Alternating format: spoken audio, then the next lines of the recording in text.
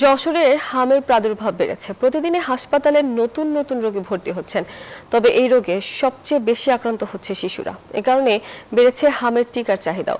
তবে প্রয়োজনের তুলনায় সরবরাহ কম বলছেন সংশ্লিষ্টরা। বুলবুল শহীদ খান হিমেলের তথ্য, চিত্র ডেস্ক রিপোর্ট।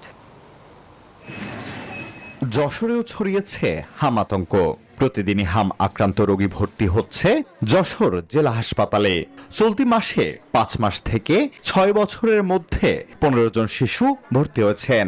এছাড়াও 5 জন প্রাপ্তবয়স্ক রোগীও ভর্তি হয়েছেন।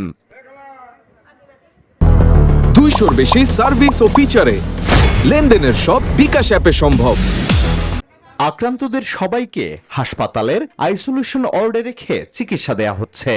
আর ঠান্ডা, কাশি, মেয়ে সাইড বেরোনো, কান্নাকাটি করে জ্বর, তাকে ভর্তি করা আছে 15 দিনকে। এই জায়গায় এনে দিকে আম উঠে বাচ্চার হাম, বসন্ত, চুলকানি একসাথে। ঠান্ডা কাশি কমছে, কিন্তু হাম উঠছে, আবার হাম ওঠার কারণে অনেক সমস্যা হচ্ছে। এদিকে হামের প্রকোপ বাড়ার সাথে সাথে বেড়েছে টিকার চাহিদা। তবে চাহিদা মতো টিকা পাচ্ছেন না অভিযোগ হাসপাতাল কর্তৃপক্ষের। সেবা দিতে সকল প্রস্তুতি রয়েছেও বলে জানান তারা। আগে যেরকম চাহিদা অনুযায়ী পেতাম, এইবারই প্রথম কম হয়েছে। প্রকোপ বাড়ার কারণে বেশি নিচ্ছে মানুষ, আগ্রহ করে বেশি করে নিচ্ছে, এই জন্যই এই সমস্যাটা হতে পারে। রোগীর চাপ অনুযায়ী বিল্ডিং স্পেস এবং জায়গা অনেক কম। চাইলে আমরা আসলে খুব আরামের সাথে অথবা যথাযথভাবে আইসোলেশন অ্যারেঞ্জ করা আমাদের জন্য কঠিন হয়।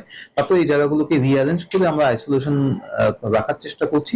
এদিকে জেলা স্বাস্থ্য বিভাগ বলছে সরকারিভাবে টিকা কেনা হচ্ছে, পৌঁছালেই চাহিদা পূর্ণ হবে।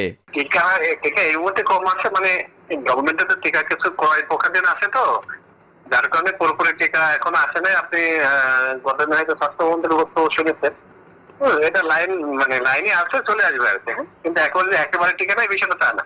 সময় মতো টিকা নেয়া এবং আক্রান্ত হলে দ্রুত চিকিৎসকের পরামর্শ নিলে হামের ঝুঁকি কমানো সম্ভব বলছেন চিকিৎসকরা। Desk report, news 24।